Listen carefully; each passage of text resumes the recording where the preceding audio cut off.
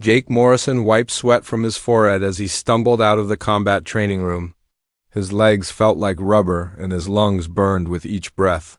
Around him, alien cadets walked calmly from the same exercise that had nearly killed him. A tall, blue-skinned Vexani female glided past without even breathing hard.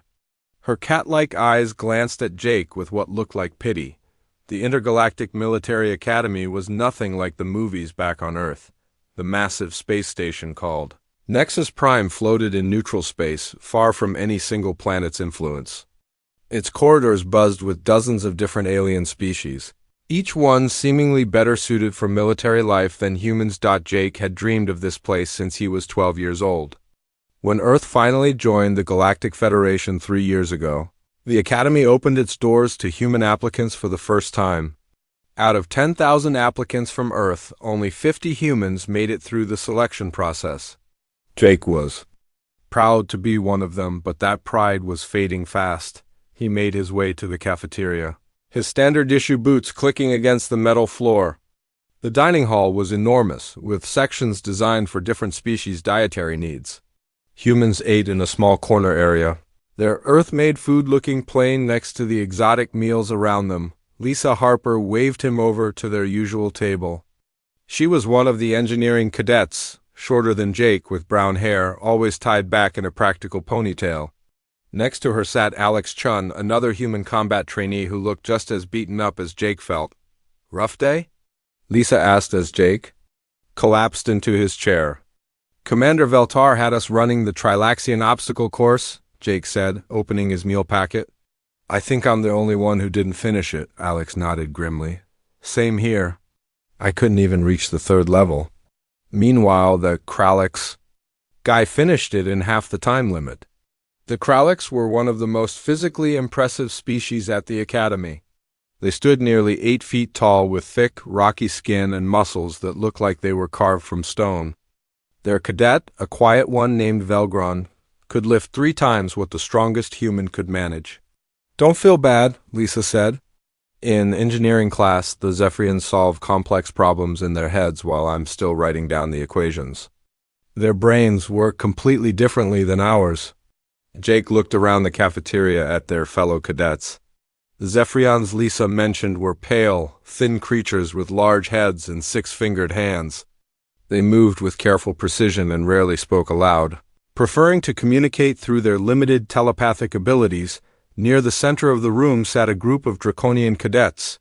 They were the most feared species in the Academy, and for good reason. Their leader, Korthik Bloodfang, was a 7-foot mountain of muscle covered in natural armor plates. His red eyes swept the room constantly, and other aliens gave his table plenty of space. "He's looking at us again," Alex whispered. Jake glanced over and met Korthik's stare. The Draconian's lips pulled back in what might have been a smile, showing teeth designed for tearing meat. Jake looked away quickly. The Draconians had a warrior culture that valued strength above all else. They had conquered 12 star systems before the Galactic Federation convinced them to join peacefully. Story said they respected only those who could prove themselves in battle. "Just ignore him," Lisa said. "He's trying to get a reaction."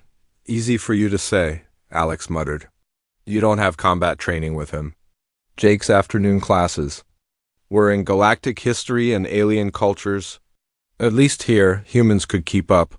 The instructor was an elderly Trilaxian named Professor Kexori, whose species valued knowledge and learning. His forearms moved constantly as he spoke, drawing diagrams in the air with light pens.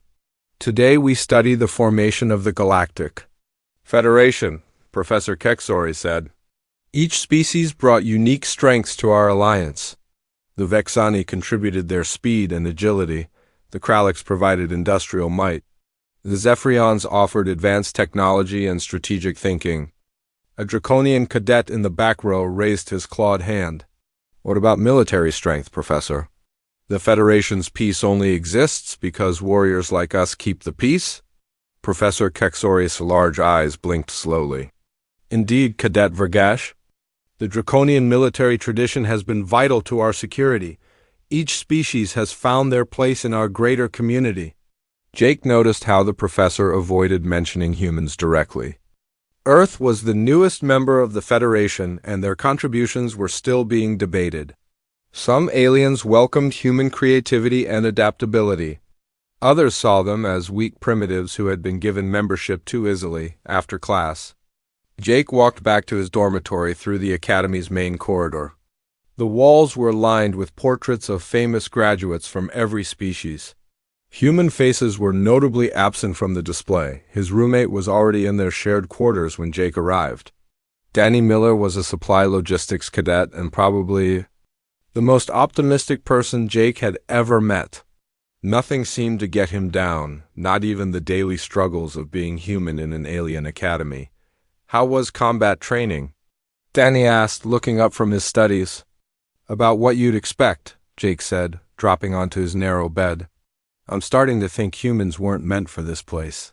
"Come on, don't talk like that," Danny said. "We wouldn't be here if we couldn't handle it." The selection process was brutal. They didn't just pick random people. Jake knew Danny was right, but it was hard to remember sometimes. Back on Earth, Jake had been one of the top martial arts students in his state. He had trained in multiple fighting styles and won dozens of competitions. Here, he felt like a child trying to compete with adults. "Did you hear about the incident in Engineering Bay 7? Danny asked. "What incident?" "One of the Vexani cadets accidentally activated a gravity field generator while Lisa's team was working on it. The field was set to Krallick's normal gravity. That's about 3 times Earth standard. Lisa and the other humans were pinned to the floor and couldn't move. Jake sat up. "Is she okay?" "She's fine, but it took 4 alien cadets to shut down the field and help them up." The Vexani felt terrible about it, but some of the other species were laughing. They thought it was funny how helpless humans looked. That night, Jake lay in his bed staring at the ceiling. Through the small porthole window, he could see the stars of the galactic core spinning slowly as the station rotated. Somewhere out, there was Earth and the life he had left behind to be here. His parents had been so proud when he got accepted to the academy.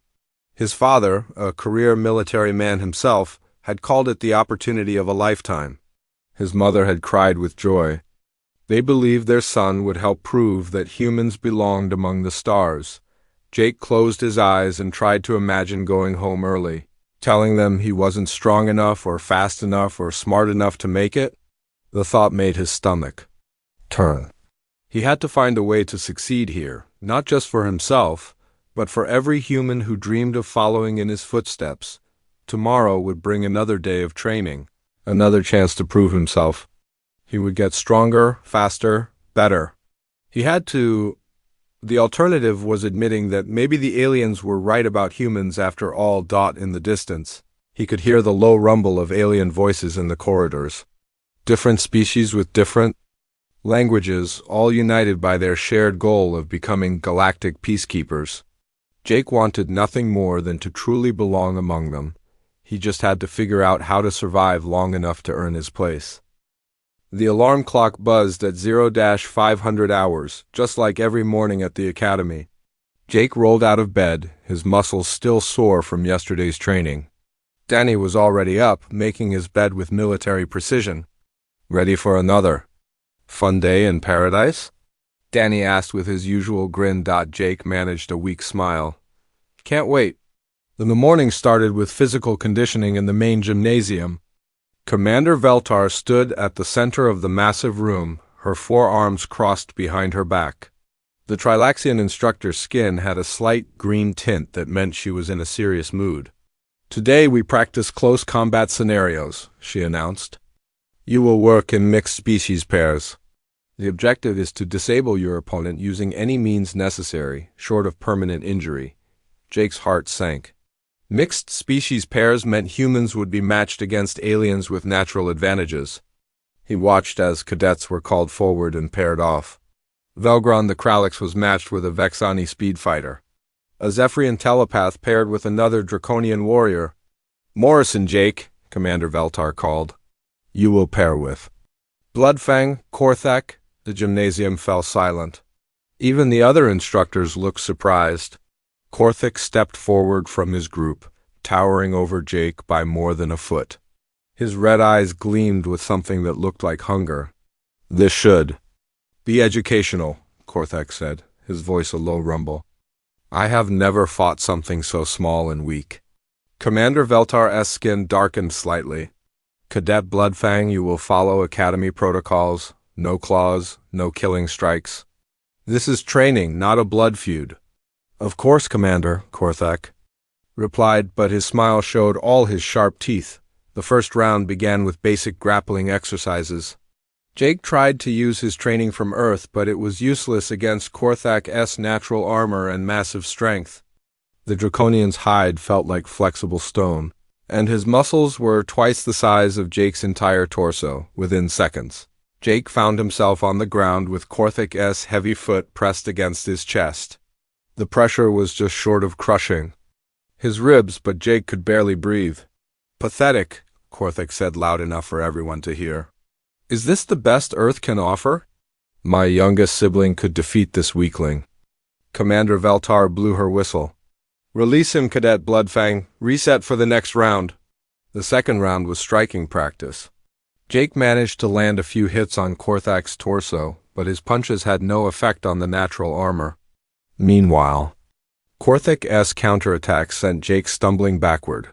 The Draconian was holding back enough to avoid serious injury, but each hit felt like being struck with a hammer. By the third round, Jake could taste blood in his mouth. His left arm hung awkwardly at his side, probably bruised if not worse. Korthak hadn't even broken a sweat. "Perhaps humans should stick to supply duties," Korthak said as he casually blocked Jake's desperate attack. "Leave the fighting to real warriors." Jake's vision blurred with pain and frustration. He threw a wild punch that Korthak easily caught. The Draconian's grip tightened around Jake's fist, and Jake heard his knuckles crack. "Enough!" Commander Veltar shouted. "Medical team to Station 3 immediately." Jake spent the next 2 hours in the medical bay. The Academy's doctor, a gentle six-armed Trilaxian named Healer Next 2, ran scanners over his injured body. 3. Cracked ribs, severe bruising on the left arm, and minor internal bleeding, the healer reported. "You will need rest and regeneration therapy. No training for 48 hours. Lisa and Alex visited him while he recovered. Lisa looked angry, her usually calm face tight with frustration. "That wasn't training," she said. "That was just cruelty." Korthak could have pulled back more. "He was following the rules," Jake said. "Weakly, technically." "The rules are stupid if they allow something like this," Alex said. "Everyone knows Draconians are 3 times stronger than humans. It's not a fair match." Jake closed his eyes. "Fair doesn't matter out here. If we can't handle training, how are we supposed to handle real combat situations?" When Jake returned to classes 2 days later, he found that word of his beating had spread throughout the academy. Alien cadets looked at him with a mixture of pity and contempt. Some of the more sympathetic species offered quiet words of support, but others seemed to view him as proof that humans didn't belong. Korthak's attitude grew worse. During meal times, he would make loud comments about human weakness for everyone to hear. In the corridors, he would deliberately bump into human cadets, sending them stumbling with casual displays of strength. "I heard Earth military academies are very different," Korthak said one evening in the cafeteria. "They probably give medals for trying your best rather than actually winning." His Draconian friends laughed, and several cadets from other species joined in. Jake kept his head down and continued eating, but he could feel the stares from around the room. The situation got worse during a tactical simulation exercise the following week. The cadets were divided into mixed species teams and given a scenario to solve. Jake's team included Lisa, a Vexani scout named Salandra, and Korthak himself. The mission was to infiltrate an enemy facility and disable their defense systems. Jake suggested using the ventilation system to reach the main computer core, since it would avoid most of the automated guards. "Foolish," Korthak interrupted, his voice cutting through Jake's explanation. "Only a coward sneaks through air ducts. A true warrior faces enemies directly. The mission parameters clearly state we should avoid unnecessary combat," Jake replied, trying to keep his voice steady. Korthak stepped closer, using his height advantage to loom over Jake. Are you calling me a fool, human? I'm saying there's more than one way to complete a mission, Jake said. Not for warriors, Korthak replied. We will attack the main entrance and fight our way through. Anything else is weakness. Salandra looked between them nervously.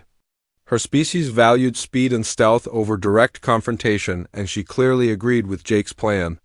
But she also knew better than to argue with a draconian warrior. The team followed Korthak's approach and failed the mission completely. The direct assault triggered every defense system in the facility, and they were eliminated within minutes. Other teams that used stealth and intelligence passed easily. During the debrief session, Commander Veltar reviewed each team's performance. When she reached Jake's team, her expression grew serious. Team 7 failed to complete their objective and lost all members in the first phase, she reported. The tactical approach was poorly planned and executed without regard for mission parameters. Korthak stood up immediately. Commander, the failure was not in our approach, but in our team composition. When humans are involved, real warriors cannot function properly. We spent too much time protecting weak links instead of fighting effectively. Jake felt his face burn with embarrassment. Around the room, alien cadets nodded in agreement. Even some who had been friendly before seemed to accept Korthak's explanation. The mission parameters were clear, Jake said, standing up as well. Stealth was the correct approach. If you had listened to the briefing instead of assuming every problem requires violence, we would have succeeded. The room went completely silent. No one had ever directly challenged Korthak in front of the entire class. The Draconian's red eyes narrowed to slits, and Jake could see the muscles in his jaw working as he controlled his anger. Careful, little human, Korthak said softly. Your words sound very much like accusations of incompetence. In Draconian culture, such insults require ... satisfaction. Commander Veltar stepped between them quickly. Both cadets will return to their seats immediately. This discussion is over. But Jake could see it in Korthak's eyes. This wasn't over at all. If anything, it was just beginning. That night, Jake lay awake thinking about his confrontation with Korthak. He had finally stood up for himself and his species, but he wasn't sure if that made things better or worse. Danny had gone to sleep hours ago, but Jake couldn't quiet his racing thoughts. He thought about his martial arts. Training back on Earth, his sensei had always taught him that the strongest fighter wasn't always the one who won. Sometimes victory came from patience, observation, and using an opponent's strength against them. Maybe it was time to stop trying to fight like a draconian and start fighting like a human. The next morning brought the most difficult training session Jake had ever experienced.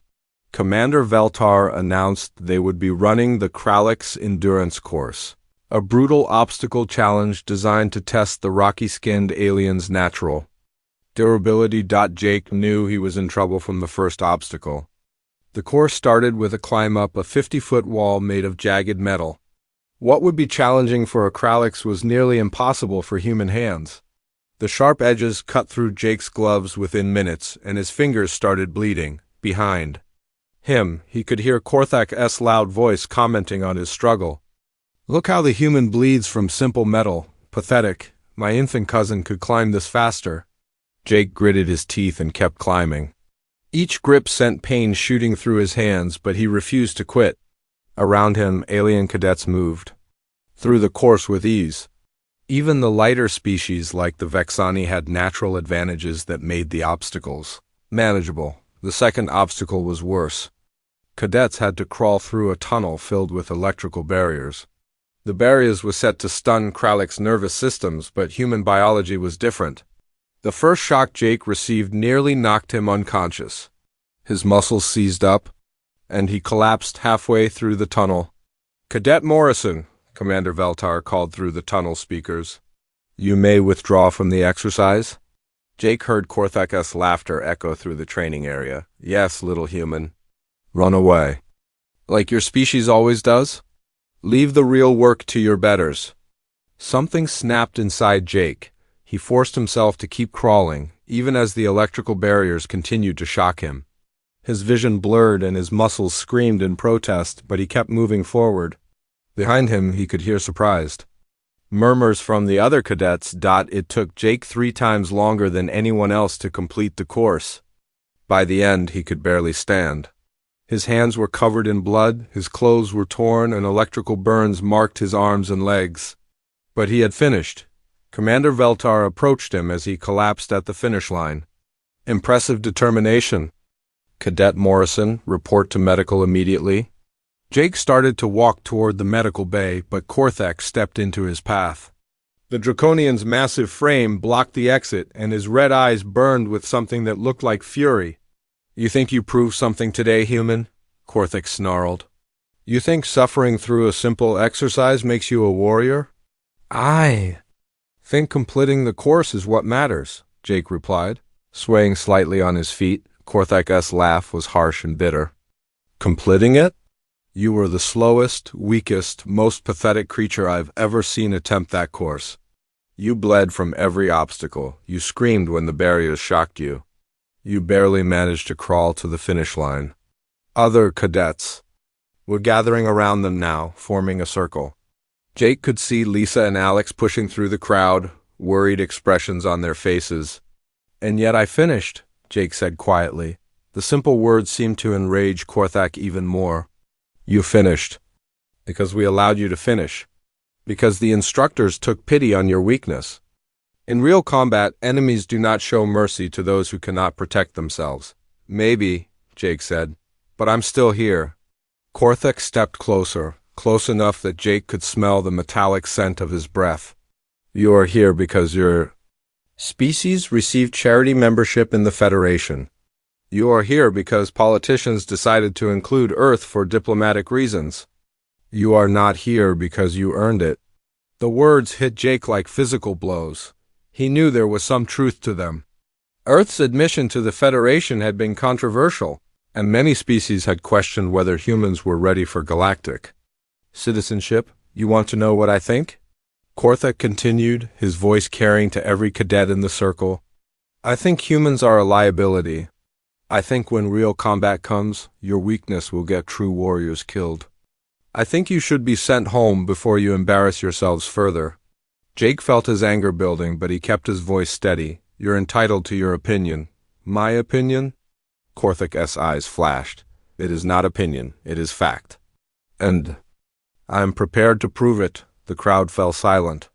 Jake could see the recognition in their eyes. They knew what was coming next. "I challenge you to single combat," Korthek announced formally. "Under the ancient laws of the Academy, I call upon the right of challenge to settle matters of honor." Jake's heart pounded.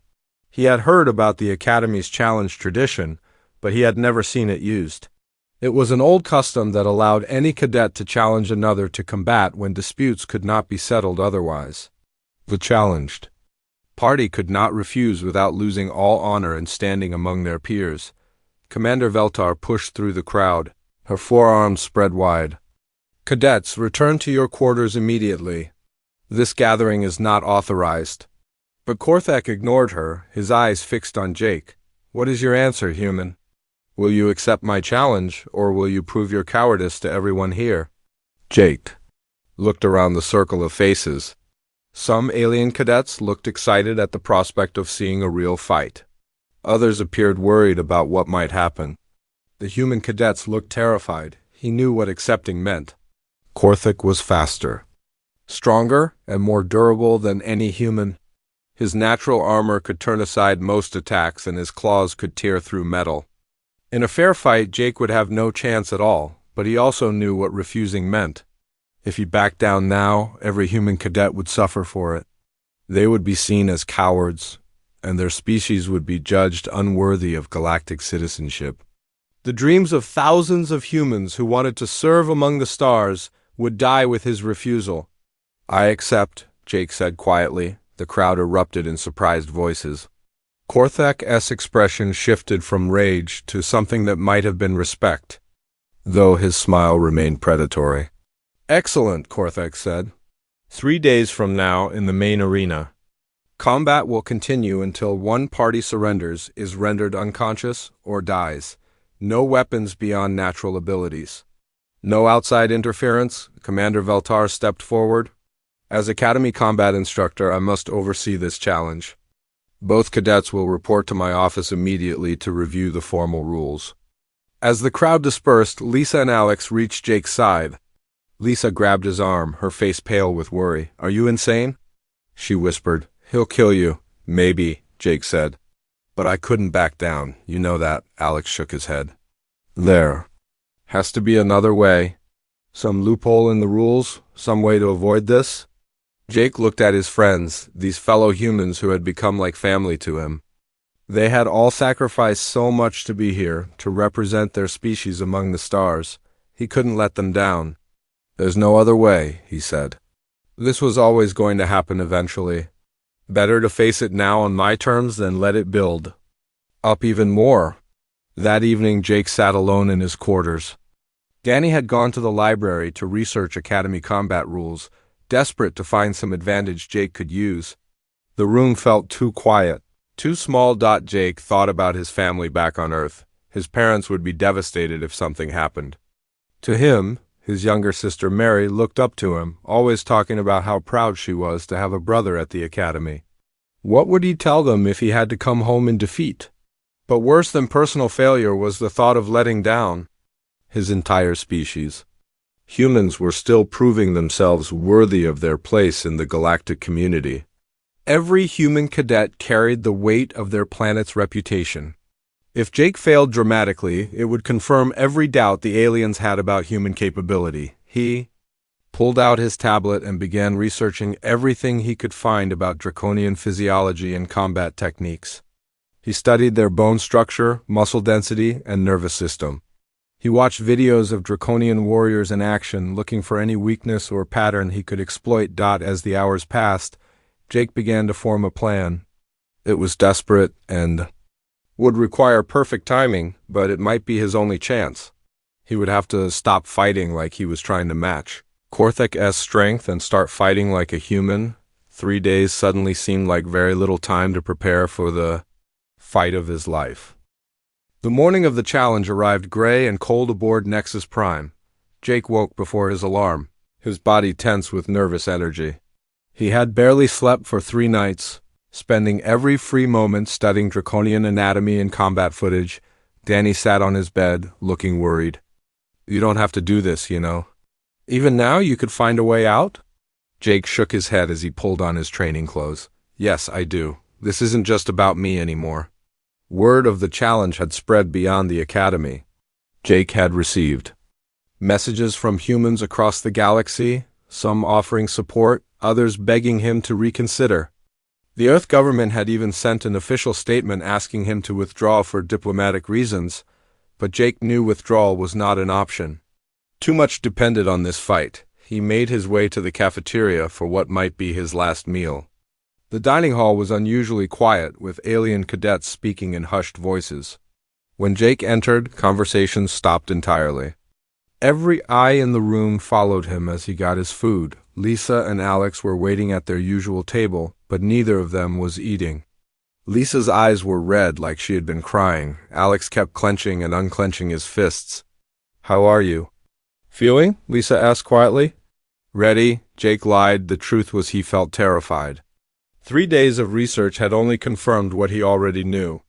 Korthek was faster, stronger, and better armored than any human could ever be. In a straight fight, Jake would lose badly, but Jake had also learned something else during his research. Draconians, for all their strength, had weaknesses. Their nervous system was more complex than humans, with several key pressure points that controlled major muscle groups. Their balance depended heavily on their thick tail, and their natural armor had small gaps at the joints. Most importantly, Jake had realized something about draconian psychology. They were proud warriors who expected enemies to fight with honor and strength. They were not prepared for opponents who fought with intelligence and precision instead of raw power. 2 hours before the fight, Jake went to the Academy's small meditation room. It was designed for Zephyrian cadets who needed quiet space for their telepathic exercises. But humans were allowed to use it too. Jake sat in the center of the empty room and closed his eyes.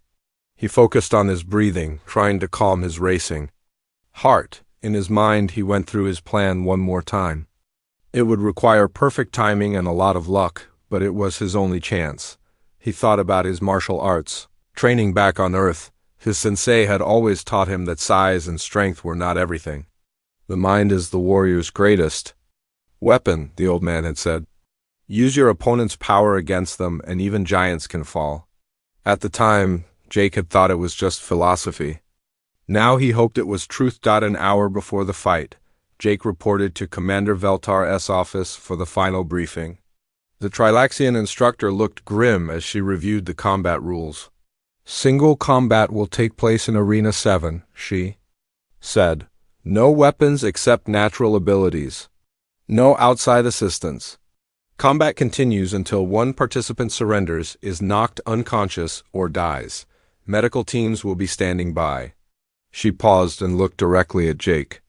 Cadet Morrison, I must ask one final time. Are you certain you wish to proceed with this challenge? Yes, Commander. Very well, report to the arena in 30 minutes. Jake walked slowly through the academy corridors toward Arena 7. Students lined the hallways, watching him pass. Some looked excited, others worried. A few alien cadets nodded respectfully as he went by. The arena was the largest space on the academy station, designed to hold combat exercises for all species. When Jake entered, he was shocked to see how many beings had come to watch. The circular seating area was packed with cadets, instructors, and even some academy officials. In the center was a raised platform about 50 feet across, surrounded by energy barriers to protect the audience. Medical equipment and teams were positioned at several points around the arena. Korthak was already waiting on the platform, wearing traditional draconian combat gear. His natural armor plates had been polished until they shone like black metal. His claws had been sharpened to razor points. He looked like a walking weapon designed for war. Jake wore standard academy training clothes and soft-soled boots. He carried no equipment, no weapons, nothing but his knowledge and his plan. As Jake climbed onto the platform, the crowd fell silent. He could see Lisa and Alex in the front row, their faces tight with worry. Danny was there too, along with most of the human cadets from the academy. Commander Veltar took her position at the edge of the platform. This combat challenge is conducted under Academy Regulation 7-7 Alpha. Participants acknowledge that you understand the rules and accept all risks. Acknowledged, Korthak said, his voice carrying easily through the arena. Acknowledged, Jake replied, surprised that his voice sounded steady. Korthak turned to face Jake directly. Up close, the Draconian looked even more massive. His red eyes burned with confidence and anticipation. Any last words, little human? Korthak asked. Jake looked around the arena at all the watching faces. Hundreds of aliens waiting to see him fail. Dozens of humans hoping desperately that he might succeed. Just one thing, Jake said quietly. Thank you for teaching me that strength isn't everything. Korthak's expression shifted to confusion, but before he could respond, Commander Veltar raised her hand. Combat begins in 3, 2, 1, engage. Korthak's reaction was immediate and devastating. He roared and charged straight at Jake, his claws extended and aimed at Jake's heart. His massive frame moved with surprising speed, closing the distance. In a split second, the alien crowd cheered, expecting to see the human destroyed immediately. Even the medical teams leaned forward, ready to intervene as soon as the fight ended, but Jake had spent 3 days preparing for this exact moment. As Korthak charged, Jake stepped slightly to his left, moving just enough to avoid the deadly claws. At the same time, his right hand shot out in what looked like a simple palm strike. The movement was so small, so precise, that most of the audience missed it entirely. Jake's hand contacted a specific point just below Korthak's left shoulder plate, where a gap in the natural armor exposed a cluster of nerve endings. The strike took exactly 1 second. In the second. Korthak's nervous system betrayed him. The targeted nerve cluster controlled the motor functions of his dominant arm. Jake's strike, delivered with perfect pressure and angle, temporarily disrupted the neural pathways that allowed Korthak to control his left arm. Korthak's claws, which had been aimed at Jake's heart, suddenly went numb and unresponsive. His balance, which depended on precise control of his massive frame, shifted forward uncontrollably. His charge, which should have ended the fight immediately, became a stumbling fall dot in the third second. Jake completed his counterattack. Using Korthak's own momentum against him, Jake grabbed the Draconian's wrist and executed a perfect throw. Korthak's 7-foot frame crashed to the platform with tremendous force before the Draconian could recover. Jake dropped to one knee and struck another precise point at the base of Korthak's skull. This second nerve strike temporarily paralyzed the warrior's entire body. Korthak collapsed completely, his massive form going limp. His eyes were still open and aware, but his body would not respond to his commands. The arena fell into complete silence. Jake stood slowly, breathing hard from the brief but intense effort. Around him, hundreds of alien faces stared in shock. No one moved. No one spoke. The silence stretched on and on. Finally, Commander Veltar stepped forward and checked Korthak's condition. The Draconian was conscious but unable to move, exactly as Jake had planned. "Combat is concluded," she announced. "Winner, Cadet Morrison." The arena erupted. Some aliens cheered in amazement. Others sat in stunned silence. The human cadets were on their feet, screaming with joy and relief, but Jake barely heard any of it. He knelt beside Korthak and helped the medical team position the paralyzed warrior for transport to the medical bay. "What did you do to me?" Korthak whispered, his voice barely audible. "Nerve strikes," Jake replied quietly. "The paralysis is temporary. You'll be fine in a few hours." Korthak's red eyes studied Jake's face. "How did you know where to strike?" "I studied your anatomy for 3 days," Jake said. "Humans may not be the strongest or fastest, but we're very good at learning." As the medical team carried Korthak away, Jake finally allowed himself to look around the arena. The crowd was still buzzing with excitement and confusion. No one had expected the fight to end so quickly or so decisively. In 3 seconds, everything had changed. The hours after the fight passed in a blur for Jake. He had been taken to the medical bay for examination, even though he was completely uninjured. Healer next to ran every scan possible, amazed that Jake had emerged from combat with a Draconian warrior without a single bruise. "Remarkable," the 6-armed doctor muttered as he reviewed the results. "Your stress levels are elevated, but otherwise you show no signs of physical trauma. Most impressive." Jake lay on the medical bed, still trying to process what had happened. 3 seconds had changed everything. The fight that everyone expected to last minutes or end in his death was over almost before it began. "How is Korthak?" Jake asked. "The nerve disruption is wearing off as expected," Healer next to replied. "He should regain full motor control within the next few hours. Your strikes were precise enough to disable without causing permanent damage. Where did you learn such techniques?" "Earth martial arts," Jake said. "We've had thousands of years to figure out how smaller fighters can defeat larger ones." Lisa and Alex arrived as Jake was being cleared for discharge. Lisa practically tackled him with a hug, tears streaming down her face. "I thought you were going to die," she sobbed. "When he charged at you, I was sure it was over." Alex was grinning so wide his face looked like it might split. "That was incredible. Did you see the look on everyone's faces? Nobody could believe what just happened." Danny showed up a few minutes later, carrying Jake's personal belongings and looking dazed. "The whole academy is talking about it," he said. "Some of the alien cadets are calling it the fastest combat victory in academy history." Jake got dressed slowly, his mind still processing the events. He had won, but he wasn't sure what that victory meant for the future. Would things get better for human cadets, or would this just make the aliens more hostile? As they left the medical bay, Jake was surprised to find a crowd of cadets waiting in the corridor. Aliens from dozens of different species stood there, watching him with expressions he had never seen before. There was no mockery, no contempt. Instead, he saw something that looked like respect. A tall Vexani female stepped forward. It was Salandra, the scout who had been on Jake's team during the failed tactical exercise. "Cadet Morrison," she said in her soft musical voice. "I wanted to apologize for my behavior during our mission. I should have supported your tactical plan instead of following Bloodfang's aggressive approach. Jake was surprised by the apology. You don't need to apologize. You were trying to keep the team together. No, Salandra insisted. I was being a coward. I knew your plan was better, but I was afraid to contradict a draconian warrior. Your victory today showed me that wisdom and courage are more important than raw strength. Other alien cadets began stepping forward, offering their own words of respect.